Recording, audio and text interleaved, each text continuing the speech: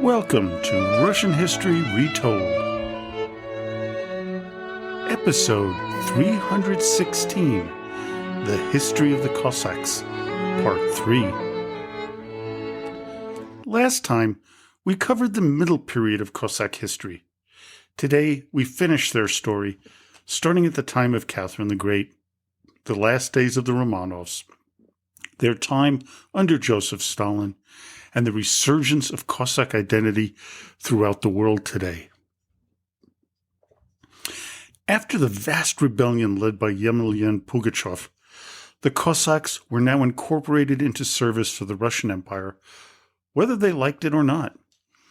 In his book, The Cossacks, Philip Longworth had this to say about them, quote, "War. The Cossacks were never without it.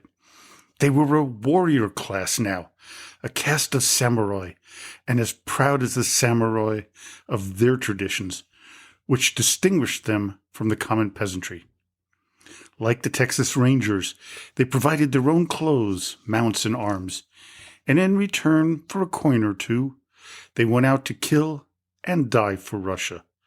They fought the Swedes, the Poles, the Persians, and the Turks, and as Russian arms entered the Western European scene against the Prussians and the French as well, there was no war, hardly a skirmish, in which the Cossacks did not participate.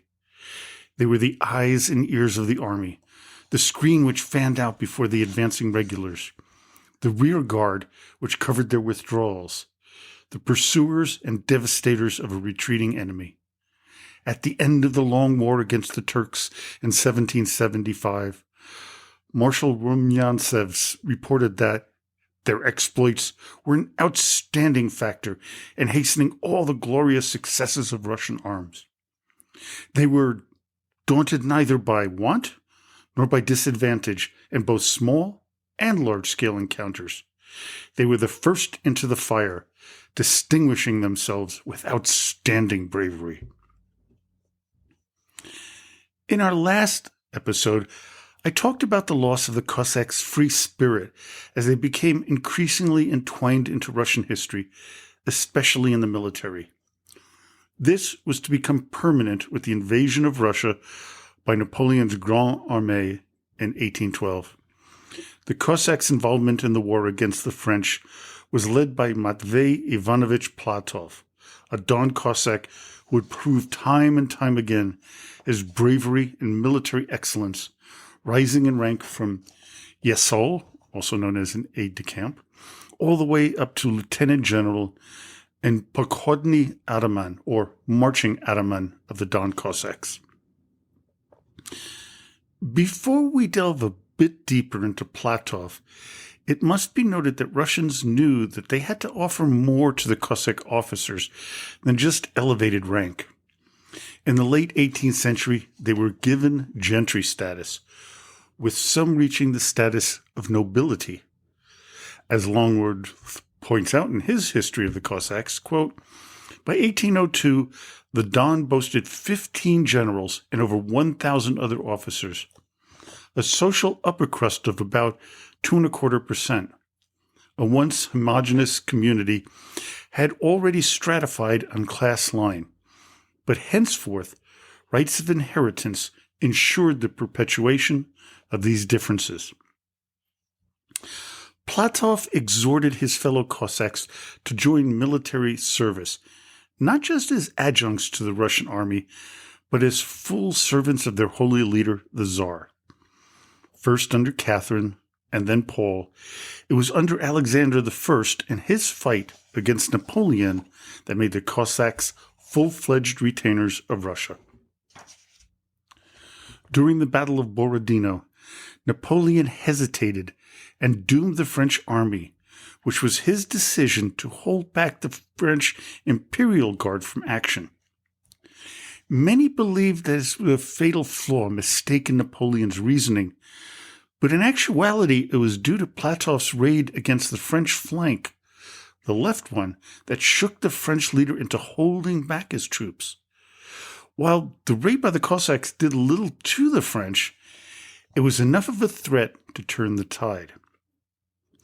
So revered was Platov and the Cossacks' value to the overall Russian army that Matvey was even given the honor of joining Tsar Alexander in London after the Napoleonic Wars, and he received an honorary degree from the University of Oxford.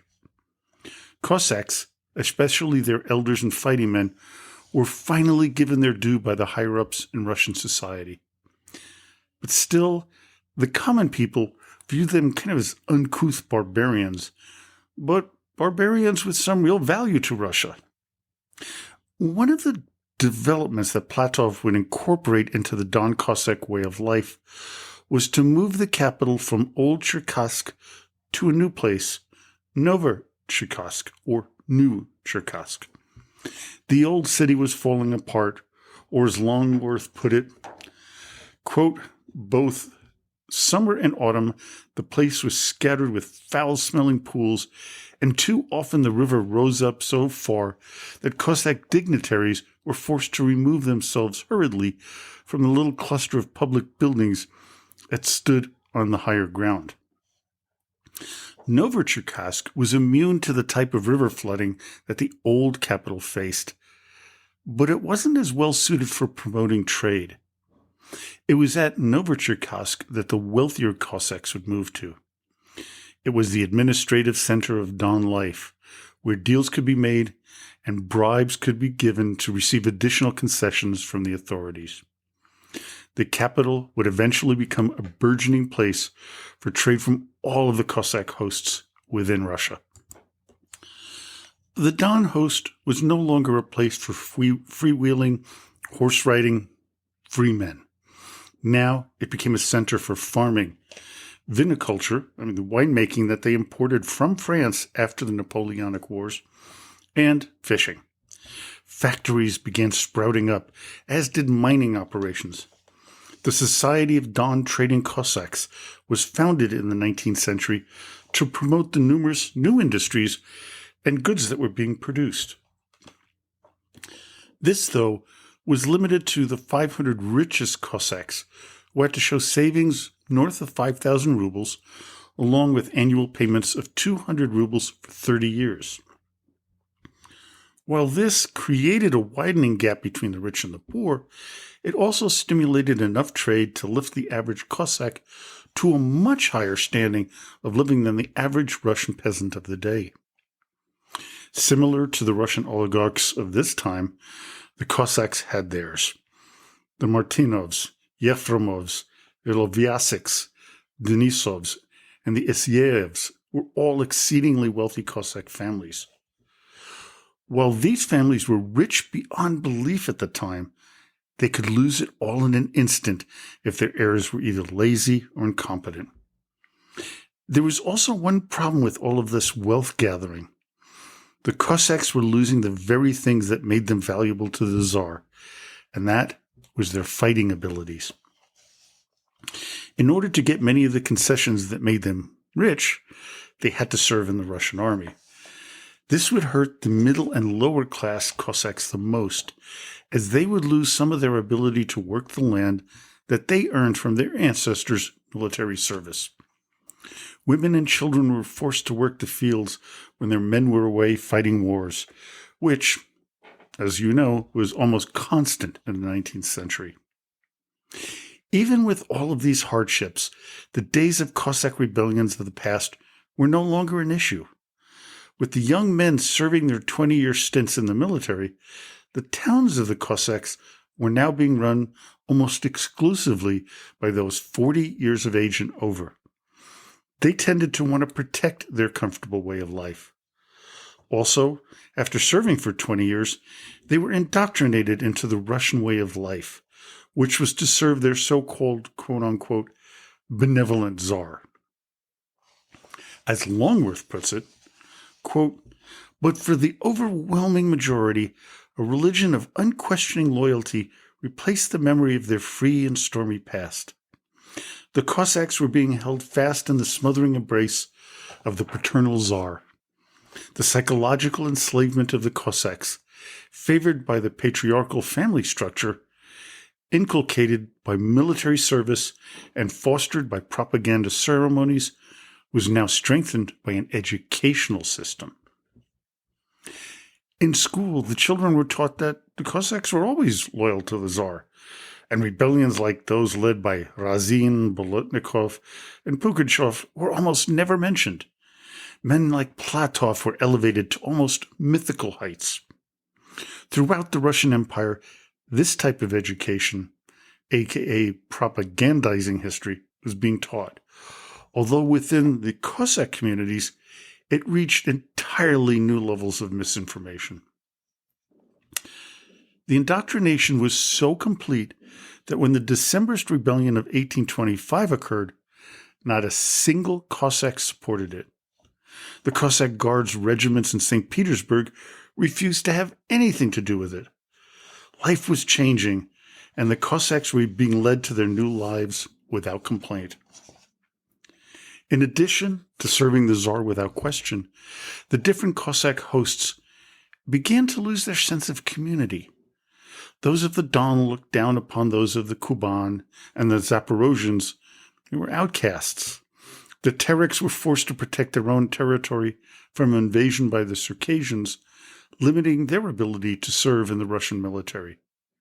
This, of course, would lead to limits of the annual gifts that the Tsar would provide them. Not only did the Russians use the Cossacks to fight with them in their constant wars, they also used them to defend their territorial gains from the conflicts. The Dons would protect the southern Caucasus, the Tereks in the east, and the Kuban in the west. By the 1860s, their border protection lines stretched over 5,000 miles long, from the Don all the way to the Pacific. Quote, over the mountains of the Caucasus, along the desert fringes of Central Asia, through Siberian marsh and highland, to Lake Baikal, and thence along the Amur River to the coast of the Pacific. The Cossacks were extensively used to colonize the Russian wilderness, much like the French, British, and Germans were doing in other parts of the world.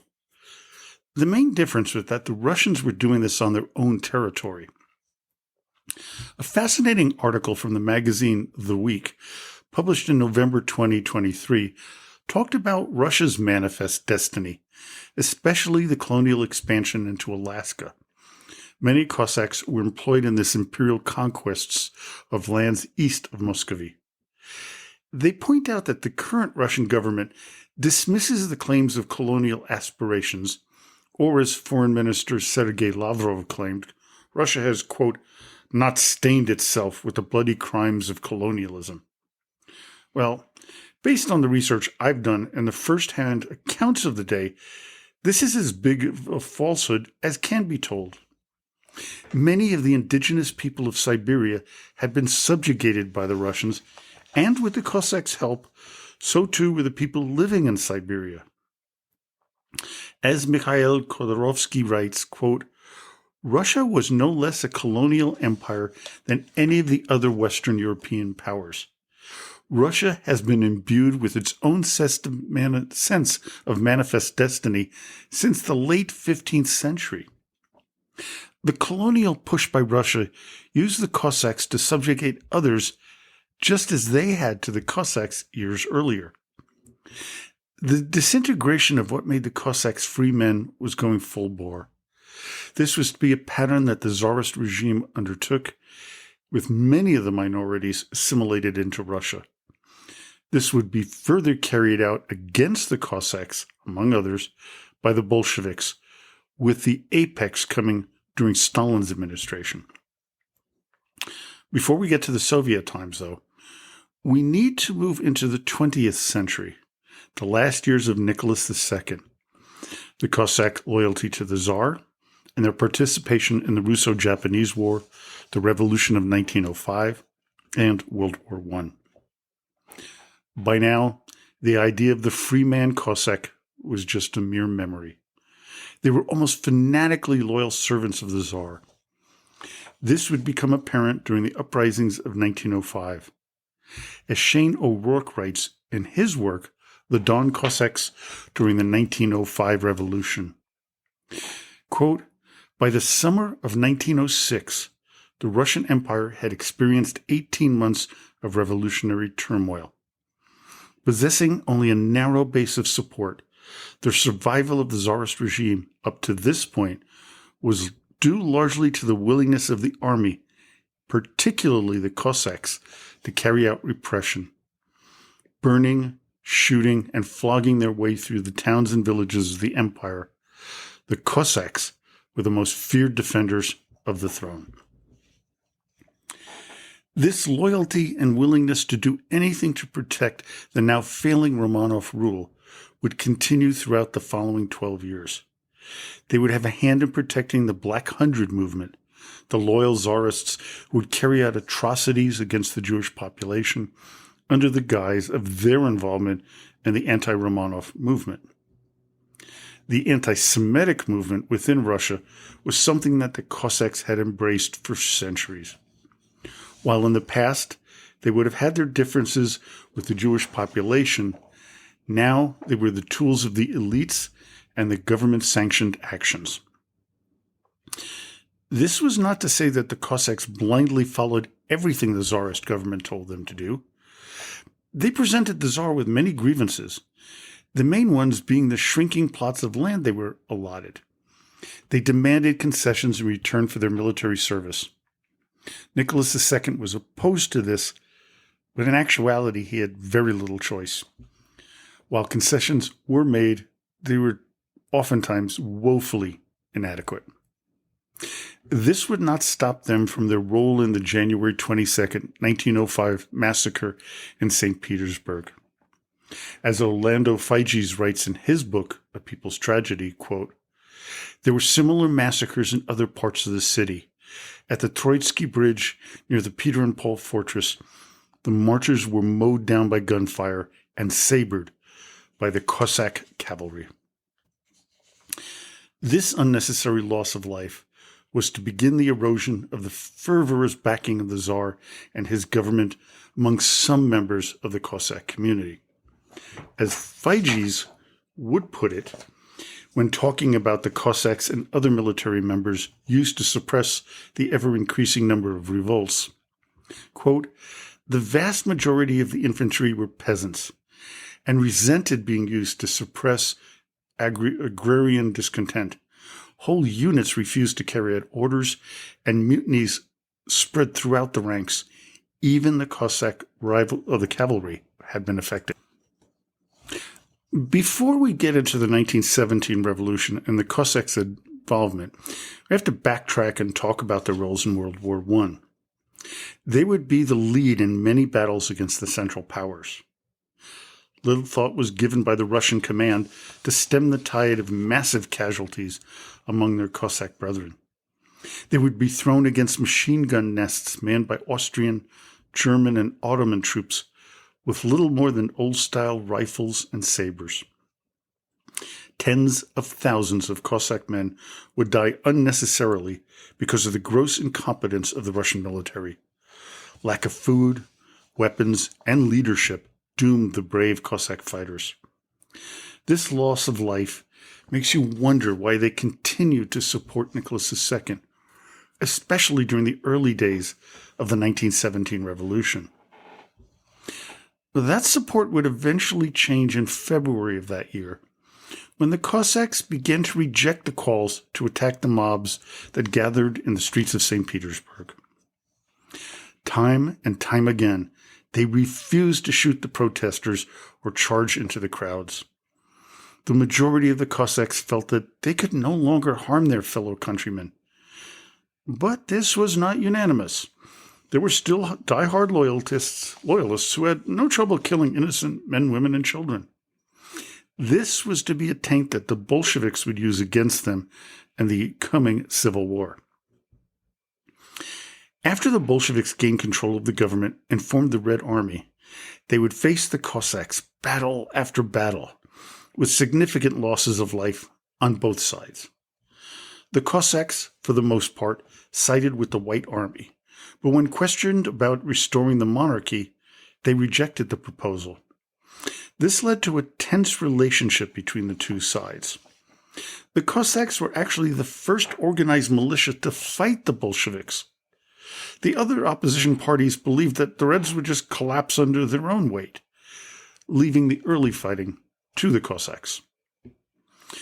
Because of this, the Cossacks would be subjected to a program known as de-Cossackization. It was in retribution for their aid to the White Army and caused the deaths between 10 and 700,000 Cossacks. We really just don't know the exact numbers here. But it would force over 400,000 of them off their ancestral lands. This process began in 1919 and continued until 1933. Some have called this a genocide. Others claim it wasn't as bad as reported by the press. Looking at some of the statements of the Bolshevik officials, the latter assertion is a bit absurd. In 1920, Dzerzhinsky, who was the head of the Cheka, the secret police, reported the following to Lenin, quote, "The Republic has to organize the internment of camps of about 100,000 prisoners from the Southern Front and vast masses of people expelled from the rebellious Cossack settlements of the Terek, the Kuban, and the Don. Today, 403 Cossack men and women aged between 14 and 17 arrived in Oryol for the internment in the internment camp. They cannot be accepted as Oryol is already overloaded." By 1933, Stalin had the repression against the Cossacks eased somewhat. The hurt remained, and when World War II saw the invasion of Soviet Union by Nazi forces, many Cossack leaders fought on the side of the Germans. When the war was over, many of the Cossacks who fought against the Soviets went west with the belief that they would be safe from the reach of Stalin. They were terribly wrong. At the Yalta Conference between the Allies held in February 1945, Stalin demanded that all Soviet citizens who emigrated to the West be returned to their native country. This would be known as the repatriation of the Cossacks, or, by those people, the betrayal of the Cossacks.